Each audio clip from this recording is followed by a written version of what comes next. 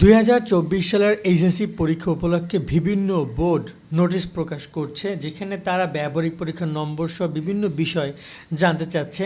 আজকের এই ভিডিওতে আমি সেই বিষয়গুলো এক্সপ্লেন করছি যে কি দিতে হবে না দিতে হবে। এখানে বিভিন্ন জায়গায় কিন্তু মার্কশিট চাওয়া হচ্ছে। মূলত এখানে আমি পুরো বিষয়টা একটু ছোট্ট করে বলি। এর আগে প্রথমে যশোর শিক্ষা বোর্ডের একটা নোটিশ প্রকাশ করা হয়েছিল, কিন্তু পরবর্তী সেই নোটিশটা যশোর শিক্ষা বোর্ড থেকে সরিয়ে নেওয়া হয়। পরীক্ষা শেষে চুপচাপ সময় নষ্ট না করে নিজের দক্ষতা বৃদ্ধির সুযোগ কাজে লাগানোই সবচেয়ে বুদ্ধিমানের কাজ। আর যদি পড়াশোনার পাশাপাশি আয় করতে চাও, তাহলে তোমার জন্য রয়েছে একটি গুরুত্বপূর্ণ ট্রেনিং প্রোগ্রাম, যার বিস্তারিত আমরা ভিডিও শেষে আলোচনা করব। যদি সত্যি ডিজিটাল স্কিল ডেভেলপ করতে চাও এবং নিশ্চিত আয় করতে চাও, তাহলে ভিডিওটি শেষ পর্যন্ত দেখার জন্য অবশ্যই সাথে থাকো। কিন্তু এখন আমরা সেই নোটিশটা কিন্তু বরিশাল শিক্ষা বোর্ডেও দেখতে পাচ্ছি, কিন্তু বরিশাল শিক্ষা বোর্ডের শুধুমাত্র এখানে কিন্তু যশোর শিক্ষা বোর্ড কিন্তু বলেছিল যে জেএসসি এসএসসির মার্কশিট লাগবে, কিন্তু এখন বরিশাল শিক্ষা বোর্ড কোনো মার্কশিটের কথা বলেনি। তারা সরাসরি এখানে কিন্তু এসএসসি এইচএসসি পরীক্ষা মূল্যায়নের ক্ষেত্রে তথ্য যোগাযোগ প্রযুক্তি ব্যবহারিক পরীক্ষার মার্ক পাঠিয়ে দিতে বলেছে। এক্ষেত্রে বলে রাখতে চাই যে ব্যবহারিক পরীক্ষাটা আমরা ভেবেছিলাম সাবজেক্ট ম্যাপিং হবে, কিন্তু তা না। ব্যবহারিক পরীক্ষা তথ্য যোগাযোগ প্রযুক্তি বিষয়ে ব্যবহারিক পরীক্ষাটা মূল্যায়ন করা হচ্ছে সরাসরি। তথ্য যোগাযোগ প্রযুক্তি মূল্যায়ন করা হচ্ছে সরাসরি শিক্ষকদের মাধ্যমে, নর্মালি যেভাবে মূল্যায়ন করা হয়। কিন্তু এখানে বাকি যে বিষয়গুলো রয়েছে, বাকি কী কী বিষয় থাকে তা তো সবাই জানো। বাকি থাকে হচ্ছে যে এখানে রসায়ন, জীববিজ্ঞান, তারপর উচ্চতর গণিত, তারপর কৃষি শিক্ষা, গার্হস্থ্য, ভূগোল, এই যে সাবজেক্টগুলো রয়েছে, এই সাবজেক্টগুলোর ম্যাপিংটা মানে ব্যবহারিকটা সেটা এসএসসি থেকেই আসতেছে। ওকে, কিন্তু শুধুমাত্র আইসিটি ব্যবহারিকটা হচ্ছে যে কলেজগুলো থেকে পাঠাচ্ছে।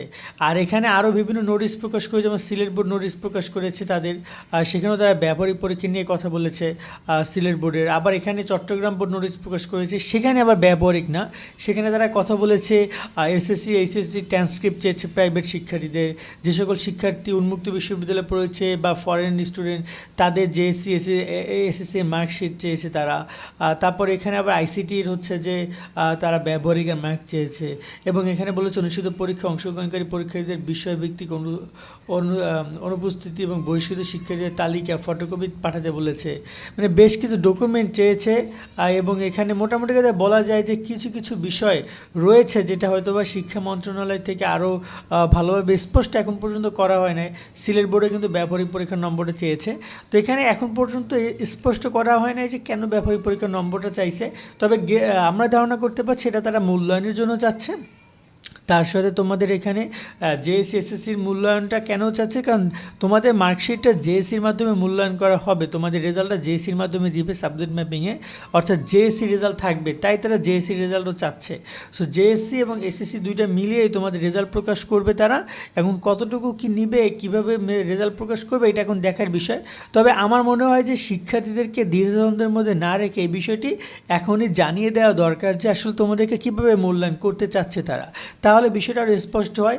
তো এই হচ্ছে নোটিশ, এখানে ভয় পাওয়ার কোনো কিছু নেই। এখানে এই তথ্যগুলো তোমাদেরকে কলেজগুলো তোমাদের কাছ থেকে যদি চায় তাহলে তোমরা কলেজকে দিবা, কলেজ যদি না চায় তাহলে দেওয়ার দরকার নেই। এই তথ্যগুলো অনেক কলেজের কাছে অলরেডি আছে, কারণ তোমাদের যে সম্পূর্ণ ডিটেলসগুলো কলেজের কাছে সংরক্ষিত থাকে। তোমরা তো ওই বোর্ডে পরীক্ষা দিয়েছো, তাই না? সো সেক্ষেত্রে কলেজগুলো তোমাদের কাছ থেকে সেই তথ্যগুলো নিয়ে তারা দিয়ে দিবে পাঠিয়ে। আর যদি কোনো কারণে কলেজগুলো না পাঠায় বা কলেজগুলো যদি তোমার কাছে চায়, তাহলে তুমি সেই তথ্যগুলো দিয়ে দিবা, ব্যাস এইটুকু, আর কোনো কাজ নাই। আর এখন পর্যন্ত ঢাকা বোর্ড থেকে কোনো নোটিশ প্রকাশ করেনি তারা। সর্বশেষ পরীক্ষা নিয়ে আপডেট এটাই যে তারা এই মুহূর্তে তোমাদের সাবজেক্ট ম্যাপিংটা পারফেক্টলি করছে, যতটুকু আমরা শুনেছি তারা কাজ শুরু করে দিয়েছে। এখন কিভাবে কি মূল্যায়ন করছে সেটা এখন দেখার বিষয়, যেহেতু অবশ্যই জেএসসির একটা পার্ট আছে জন্যই তারা জেএসসির মার্কশিটগুলো কিন্তু চাচ্ছে। তো এই হচ্ছে সম্পূর্ণ আপডেট তথ্য। নতুন কোনো কিছু আসলে তোমাদেরকে আমরা জানিয়ে দেওয়ার সর্বোচ্চ চেষ্টা করব। আজকের মতো আমরা এখানে বিদায় নিচ্ছি। ভালো থাকো সকলে, আল্লাহ হাফেজ। পরীক্ষার পরবর্তী সময়ে অহেতুক সময় নষ্ট না করে স্কিল ডেভেলপমেন্ট ট্রেনিংয়ে যুক্ত হওয়া অত্যন্ত গুরুত্বপূর্ণ। আমার অ্যাডভাইস থাকবে একটা সুন্দর গোছানো ট্রেনিং প্রোগ্রামে খুঁজে সেটা কমপ্লিট করো, এতে তোমাদের ভবিষ্যৎ আরও সমৃদ্ধ হবে। তোমরা যদি কম্পিউটার আর ইন্টারনেট চালাতে পারো, তাহলে ইফ্রম Bangladesh real time project based e commerce entrepreneurship training program তোমার জন্য একদম বেস্ট। কেন বেস্ট বলছি? কারণ এটি শুধু একটি ট্রেনিং প্রোগ্রাম নয়, বরং এটি একটি বাস্তব ভিত্তিক শিক্ষা এবং অভিজ্ঞতা অর্জনের প্ল্যাটফর্ম।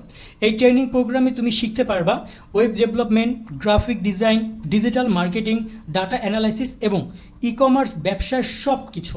যেসব সুযোগ সুবিধা পাবা, ইফার্ম বাংলাদেশে স্টুডেন্ট কনসাল্টিং গ্রুপে জয়েন হয়ে পড়াশোনার পাশাপাশি কাজ করতে পারবা এবং ইনকাম করতে পারবা।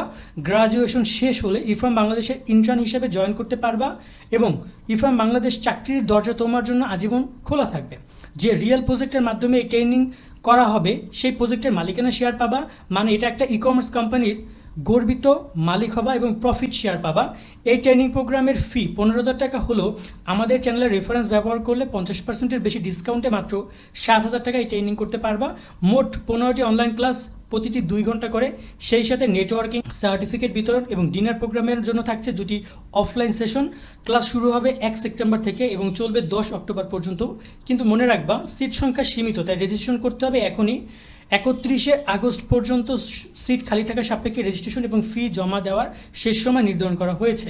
রেজিস্ট্রেশন করতে ডিসক্রিপশন এবং পিন কমেন্টে দেওয়া লিঙ্কে ক্লিক করে ট্রেনিং সম্পর্কে বিস্তারিত ইনফরমেশন জেনে নাও এবং রেজিস্ট্রেশন পূরণ করো। ফর্ম পূরণের পর হোয়াটসঅ্যাপ গ্রুপে যুক্ত হও, তারপর হোয়াটসঅ্যাপ গ্রুপে ডিসক্রিপশন দেখে ফি জমা দিলে তোমার রেজিস্ট্রেশন সম্পন্ন হবে। সময় নষ্ট না করে এখনই রেজিস্ট্রেশন করে সিট নিশ্চিত করো। মনে রাখবা, একবার সুযোগ মিস হলে তা ফিরিয়ে আনা যায় না, তাই এই সুযোগ হাতছাড়া করো না।